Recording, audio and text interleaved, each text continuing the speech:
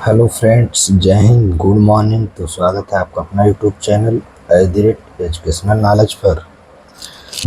तो प्यारे साथियों, उम्मीद करते हैं आप सभी लोग अच्छे होंगे, स्वस्थ होंगे और बोर्ड परीक्षा को ध्यान में रखते हुए अपनी पढ़ाई को बहुत अच्छे से कर रहे होंगे।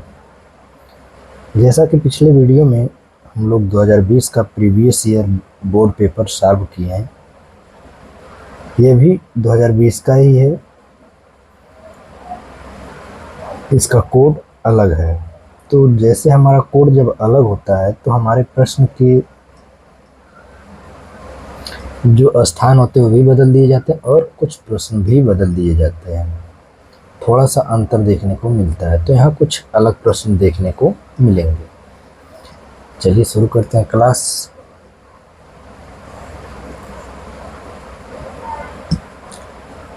स्वस्थ आँख का निकट बिंदु होता है, यानी जो स्वस्थ आँखें होती हैं उनकी निकटतम बिंदु यानी देखने की स्पष्ट क्षमता क्या होती है?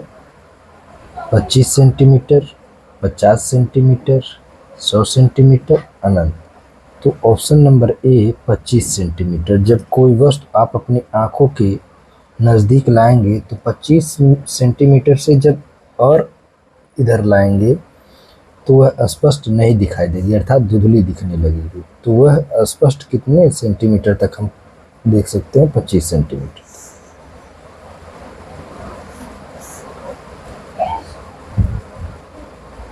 एक उत्तल दर्पण की फोकस दूरी 20 सेमी है तो उसकी वक्रता त्रिज्या होगी 10 सेंटीमीटर, 20 सेंटीमीटर, 40 सेंटीमीटर, 80 सेंटीमीटर। तो ऑप्शन नंबर सी, उसकी वक्रता त्रिज्या 40 सेंटीमीटर होगी। प्रतिरोध का मात्रक होता है या प्रतिरोध का मात्रक है कूलाम, ओम, जूल, ओम मीटर। तो ऑप्शन नंबर बी ओम होता है।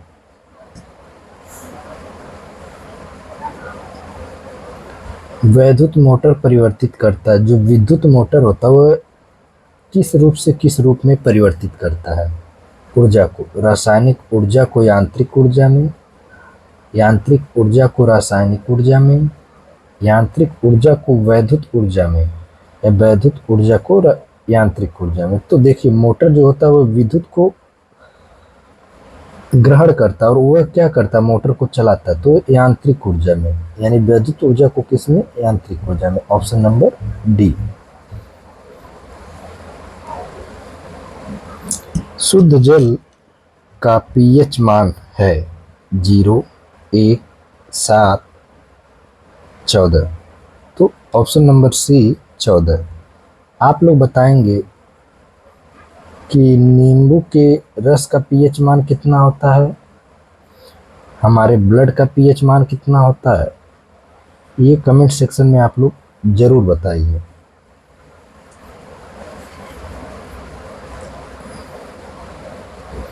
निम्नलिखित में से कौन सी धातु साधारण ताप पर जल से अभिक्रिया करती है? कापर, लोहा, जस्ता, sodium. Option number D sodium. उम्मीद करते हैं साथियों ये क्लास आप लोग को बहुत अच्छा लगेगा और यहाँ बहुत ही प्रश्नों को चुन करके लाया गया। ऐसा नहीं है कि बस चाहे जहाँ से उठा करके लाएं और आप लोग को वीडियो के माध्यम से सॉल्व करा दिए, ऐसा कतई नहीं है। क्योंकि देखिए, कहीं ना कहीं ये आपके बोर्ड परीक्षा को ही देख करके लाया गया है। प्रोपैनल में क्रियात्मक समूह है -CHO less than C equal O -OH COOH। तो यहाँ ऑप्शन सी -OH।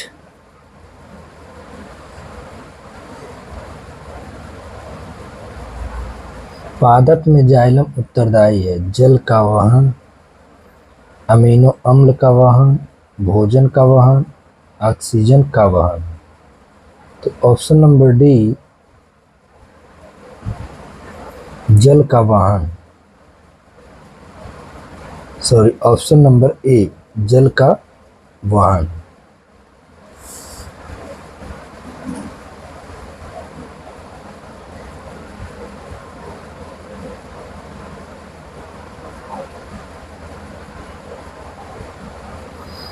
गर्म जल प्राप्त करने के लिए हम सौर जल तापक का उपयोग किस दिन नहीं करते हैं?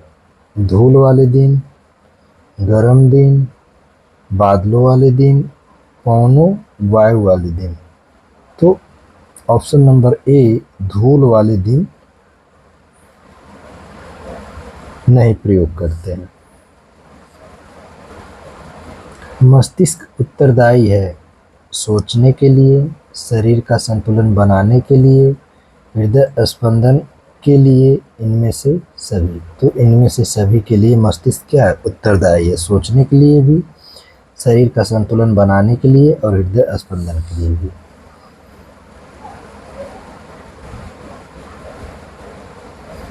निम्न में से कौन सा मानव मादा जनन तंत्र का भाग नहीं है? अंडाशय, गर्भाशय, शुक्रवाहिका, डिंबवाहिनी। तो ऑप्शन नंबर सी शुक्रवाहिका।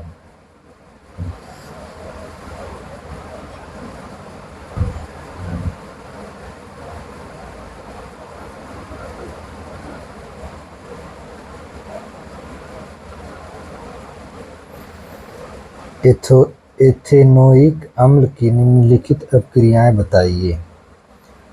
स्टीरीकरण, NaHCO3 के साथ अपक्रिया, NaOH के साथ अपक्रिया, Na2CO3 के साथ। ऑप्शन नंबर सी NaOH के साथ अपक्रिया। तो ये आप इस वीडियो में बहुविकल्पी प्रश्न देख रहे हैं।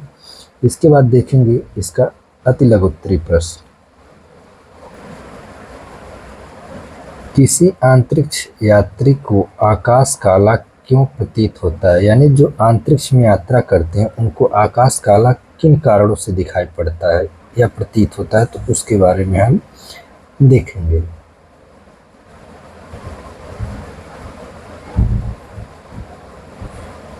अंतरिक्ष यात्री को आकाश काला दिखाई देता है क्योंकि अंतरिक्ष में वायुमंडल नहीं होता। वायुमंडल में मौजूद कण सूर्य की रोशनी को बिखेरती हैं, जिससे आकाश नीला दिखाई देता है। अंतरिक्ष में वायुमंडल नहीं होने की वजह से प्रकाश बिखर नहीं पाता, इसलिए आकाश काला दिखाई देता है।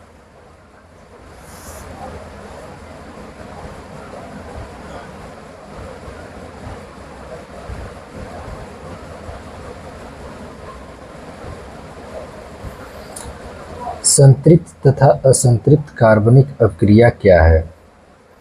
संतृप्त और असंतृप्त कार्बनिक अपक्रियाएं कार्बन परमाणुओं के बीच बंधन के आधार पर होती हैं। संतृप्त कार्बनिक अपक्रियाओं में कार्बन परमाणुओं के बीच केवल एकल बंधन होता है, जबकि असंतृप्त कार्बनिक अपक्रियाओं में कार्बन परमाणुओं के बीच दोहरा या तिहरा बंधन होता है।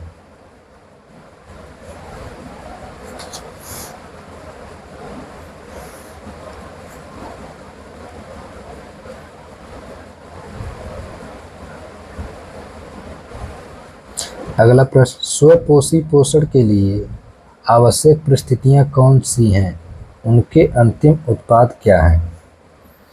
स्वपोषी पोषण के लिए जरूरी परिस्थितियां हैं सूर्य का प्रकाश, क्लोरोफिल, कार्बन डाइऑक्साइड, जल। कुछ और महत्वपूर्ण तथ्य इनसे जान लेते हैं। स्वपोषी पोषण में जीव सूर्य के प्रकाश की मदद से अपना भोजन बनाते हैं। स्वपोषी जीवों को निर्माता भी कहा जाता है। स्वपोषी पोषण को प्रकाश संश्लेषण भी कहा जाता है। ये बहुत ही महत्वपूर्ण फैक्ट है और ये क्वेश्चंस कई बार पूछा गया, इसलिए वीडियो को पूरा अंत तक देखिए और अच्छे से इसे नोट डाउन भी कर लीजिए और याद करिए। स्वपोषी पोषण के उत्पाद हैं ऑक्सीजन और ग्लूकोज के। स्वपोषी जीवों के उदाहरण हैं हरे पौधे, शैवाल और साइनोबैक्टीरिया। तो ये कुछ स्वपोषी के लक्षण और गुण थे। अगला प्रश्न,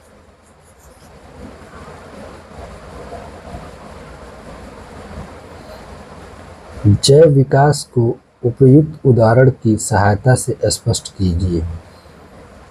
जैव विकास एक प्रकार का विकास प्रणाली है जिसमें मानव समाज और पर्यावरण के सहयोग से संतुलित और सतत विकास की प्रक्रिया को समझाता है। यह विकास का एक नया दृष्टिकोण है जो सिर्फ आर्थिक प्रगति के मापकों को पार करता है और समाज, पर्यावरण, सामाजिक संरचना, सांस्कृतिक विविधता और मानव सुख संतोष को समझाता है।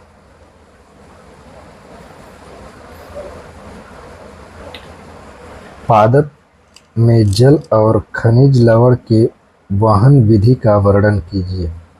पादप मतलब पौधे।